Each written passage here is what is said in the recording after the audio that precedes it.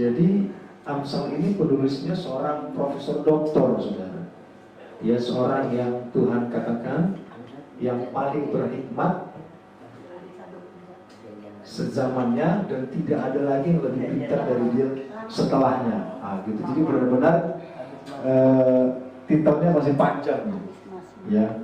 Tuhan percayakan hanya kepada satu orang, Raja Salomo, yang memiliki hikmat yang luar biasa. Dia menulis, saudara, sesuai dengan pengalamannya tentunya. Salomo dicatat menjadi orang yang paling berhikmat, dan juga tercatat sebagai raja yang pernah menjadi raja terkaya sezamannya. Jadi bayangkan, saudara, baik Allah pun banyak berlapis emas waktu itu. Perabotan-perabotan dari emas, saudara. Ya. Bahkan tempat ibadah itu benar-benar super, ya. Jadi secara praktek Raja Salomo berkapasitas untuk mengatakan ini. Menjadi nasihat buat kita, dan tentunya adalah kebenaran firman Tuhan. Ganjaran kerendahan hati dan takut akan Tuhan adalah kekayaan, kehormatan, dan kehidupan. Jadi, saudaraku, orang pasti senang yang namanya dengan kekayaan. Orang akan senang yang namanya kehormatan. Orang akan senang yang namanya dengan kehidupan yang terpandang, yang mapan, dan sebagainya. Tetapi tentunya firman Tuhan berkata bahwa semua itu adalah berkat Tuhan menjadi upah kepada orang yang rendah hati dan takut akan Tuhan. Amin, saudara. Ya, dulu di Medan ada istilah, dulu di Medan, biar mati asal sombong, katanya. Di Medan, saudara, ya. Ya. Di sini nggak ada, di Indonesia ada, saudara. Indonesia ada. Jadi artinya gaya itu boleh lah, gitu. Tetapi, saudara, firman Tuhan mencatat bahwa ganjaran kerendahan hati atau upah dari semua kerendahan hati dan takut akan Tuhan adalah kekayaan, kehormatan, dan kehidupan. Dalam kita melakukan segala sesuatu, Tuhan melihat kerendahan hati kita. Tuhan melihat apakah kita orang yang takut akan Tuhan. Ya, mungkin kita memiliki masalah persoalan yang mungkin orang lain tidak tahu. Tetapi, saudaraku, kerendahan hati ini penting. Ya, mungkin ibu-ibu sekalian, orang tua yang ada sudah mengalami jam terbang pernikahan yang cukup lama. Pasti ada yang namanya marahan, gitu, saudara, ya. Kalau pacaran marahan namanya, ya. Kalau suami istri enggak kali, ya. Ribut, gitu, saudara. Tetapi kerendahan hati itu dibutuhkan, saudara. Baik kerendahan hati seorang istri atau kerendahan hati seorang suami dalam mungkin minta maaf, ya, dalam berdamai, saudara, ya, dalam membicarakan sebuah masalah. Harus diakui, saya sebagai suami, ya, saya mau katakan harus diakui, saya mungkin membuat kesalahan. Tetapi entah kenapa, saudara, sudah menjadi, kalau orang seberang katakan takdir, orang seberang katakan kita, bahwa seorang suami itu harus jatuh ke lubang yang sama, saudara. Ya, harus minta maaf mungkin, ya harus kembali kepada aturannya. Jadi, saudara, kerendahan hati di sana dalam kita berkeluarga, kerendahan hati juga kita dalam bekerja, saudara. Ya, saya mengenal seseorang di Bekasi dulu, saudara. Nggak bisa naik pangkat, nggak bisa dapat promosi, karena dalam bekerja sombongnya minta ampun. Ya, dia nggak mau hormati atasannya, nggak mau hormati pimpinannya, nggak menghormati rekan kerjanya. Jadi bos juga mikir Gimana kalau ini? Pangkatnya kopral terus saudara, ya pangkatnya karyawan biasa terus nggak bisa dipromosi karena semua orang diajak ribut sama dia, ya nggak menghormati atasan, tidak ada kerendahan hati dalam bekerja, nggak ngerti statusnya apa gitu saudara. Demikian juga kita yang berdagang, berbisnis, ya. Kalau orang datang ke tempat kita berdagang, usaha kita tidak melayani dengan kerendahan hati, kira-kira dia datang lagi nggak? Ya, mungkin ibu ginting gitu, ada yang datang mau nyuci, kenapa? Mau nyuci apa? Gitu. Kabur orangnya sekarang. Kok kau lagi datang ke sini? Kan tempat lain gitu saudara. Nah, saudara, ternyata kerendahan hati ini menjadi kunci yang luar biasa. Baik kita berkeluarga dalam kita mendapatkan berkat dari Tuhan, baik kita menginginkan sesuatu, baik kita sebagai karyawan ingin meningkat dalam karir saudara, ya kita tetap tunduk kepada pimpinan, tunduk kepada atasan. Ya, kita yang berbisnis tentu kita melayani dengan kerendahan hati, dengan kebaikan karena kita tahu mereka adalah customer saudara. Jangan sampai marahan saudara. Ya, customer katakan kan mau beli raja. Gitu.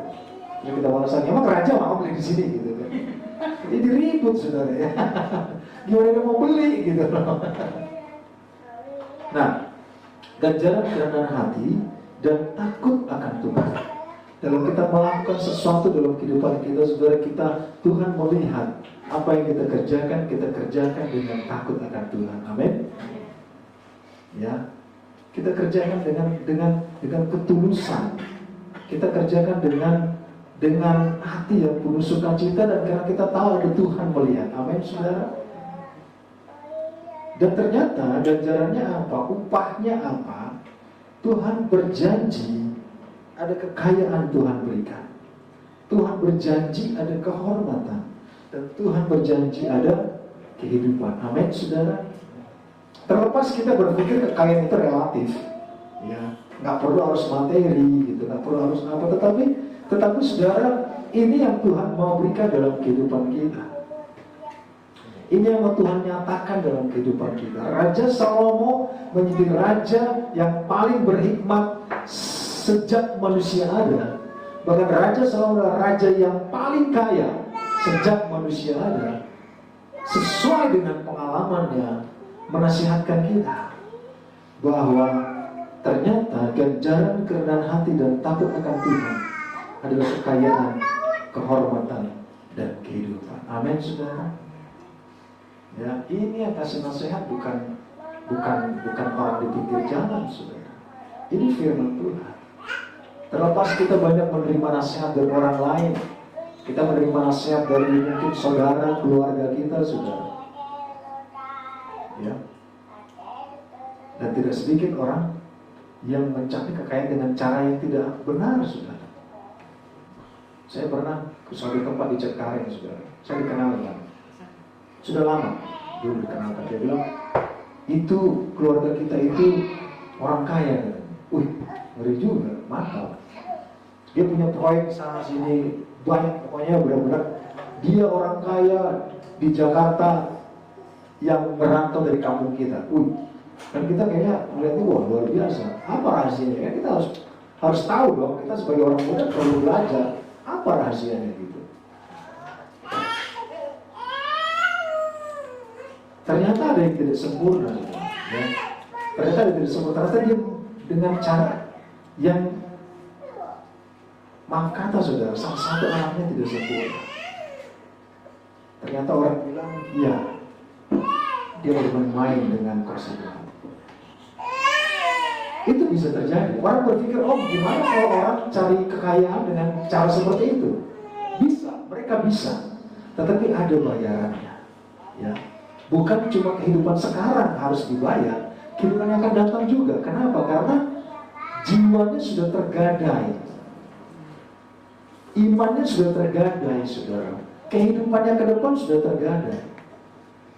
Sehingga saudara tetap ini menjadi acuan dan nasihat bagi kita. Ganjaran kerendahan hati dan takut akan Tuhan adalah kekayaan, kehormatan, dan kehidupan. Amin, saudara. Ini perlu kita alami, kita yang ada saat ini menjadi pun perlu kita alami. Kita nasihatkan kepada anak-anak kita ke depan.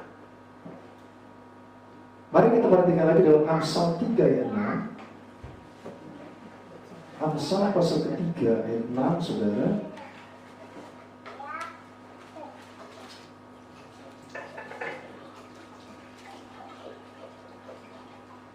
Ada yang dapat? Boleh dibaca? Mungkin yang sudah dapat. Segala lakumu, maka ia akan meluruskan jalanmu. Amin. Akuilah dia, saudara. Ya. Dengan kita mengakui Tuhan, itu bentuk kita rendah hati di hadapan Tuhan.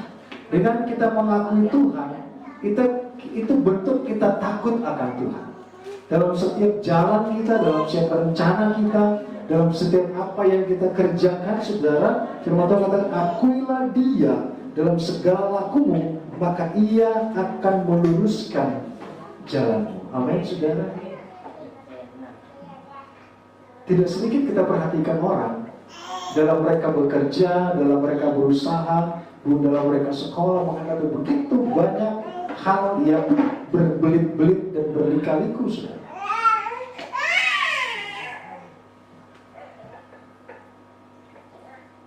Karena mungkin, saudara, mereka tidak memperhatikan ayat ini.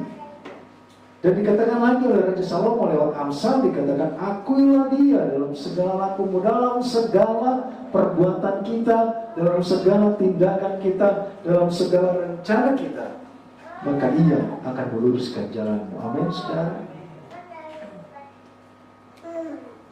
Seberapa banyak orang buang waktu, buang tenaga, buang energi, bahkan buang segala usaha, saudara,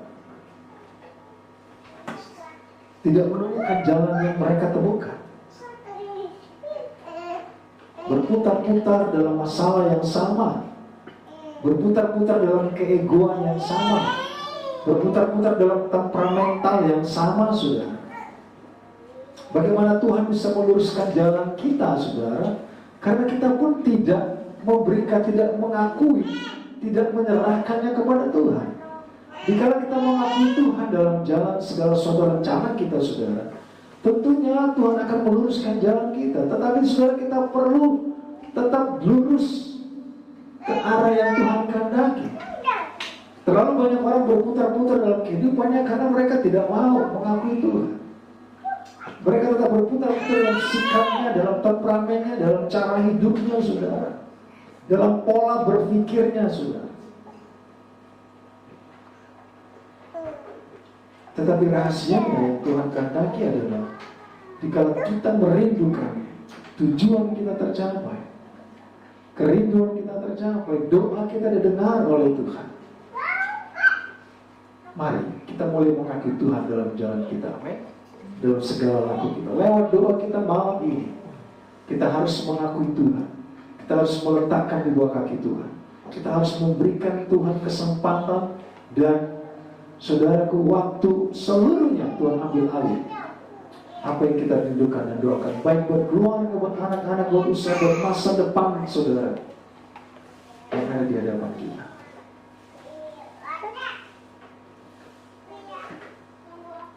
Ayat terakhir, saudara, kita perhatikan dalam 1 Petrus 5. Kita perjanjian baru, saudara. 1 Petrus 5 ayat 6 dan 7. Mari. 1 Petrus 5 ayat 6 dan 7. Ya, bisa ketemu, saudara? Ya. 1 Petrus 5 ayat 6 dan 7 sampai saudara ketemu. Saya yakin yang bawa kita, yang bawa handphone, mereka bisa menemukan ayat ini. Amin. Tapi yang nggak bawa Alkitab, nggak bawa handphone, mereka pasti sudah hafal, saudara. Saudara sudah hafal Alkitab, udah hafal, udah hafal semua ada di otak ini. Oke, 1 Petrus 5 ayat 6 dan 7 yang sudah ketemu. Ayat berapa? 1 ya. 5 ayat 6 dan 7. Karena itu hendaklah dirimu di bawah pemerintahan yang kuat, supaya kamu ditinggikannya dengan pada waktunya. Serahkanlah segala kekhawatiranmu kepadanya, sebab Dia yang memelihara kamu. Amin. Saudara, yang Tuhan mau kembali lagi Dikatakan kerendahan hati kita, saudara, di bawah tangan Tuhan yang kuat. Amin. Karena Dia memelihara kehidupan kita. Ya, kita berpikir kadang kita mampu, kita sanggup, tapi sungguh segala sesuatunya kalau kita serahkan segala kekhawatiran kita. Firman Tuhan katakan tadi, karena itu rendahkanlah dirimu di bawah tangan Tuhan yang kuat, supaya kamu diberikannya pada waktunya. Serahkanlah segala kekhawatiranmu kepadanya, sebab Ia yang memelihara kamu. Amin, saudara. Dalam doa dan pergumulan kita perlu menaikkan doa dengan segala kerendahan hati. Ada saatnya Allah akan tinggikan kita. Ada saatnya Allah akan pulihkan kita. Ada saatnya pembelaan Allah terjadi. Dan serahkan segala kekhawatiranmu kepadanya. Ya, artinya kita mungkin bisa serahkan kekhawatiran kita kepada orang lain, kepada tetangga kita, mungkin kepada orang lain. Tetapi yang jauh lebih berfungsi dan berguna di saat kita serahkan kekhawatiran kita kepada sebab Ia yang memelihara kita. Amin, saudara. Kalau banyak orang menyerahkan khawatirnya kepada tetangganya, mungkin menyerahkan khawatirnya kepada sahabatnya, bahkan dia menyerahkan khawatirnya kepada Facebook, saudara. Dia berpikir Facebook yang memelihara dia. Dia berpikir tetangga yang memelihara dia. Dia berpikir orang lain memelihara dia. Tidak, saudara. Serahkan segala kekhawatiranmu kepadanya, sebab Ia, Allah, yang memelihara engkau. Amin, saudara. Perlu kita sadari bahwa Tuhanlah yang memelihara kita. Kita serahkan kekhawatiran kita kepada orang lain, yang ada mereka ngerecokin, saudara. Yang ada mereka bikin keruh, yang ada mereka bahkan mungkin tidak seide dengan kita. Tetapi percaya kalau kita serahkan segala kekhawatiran kita kepada Allah, Tuhan akan menolong kita, meninggikan kita pada waktunya, sebab Dia yang memelihara kita. Amin, saudara.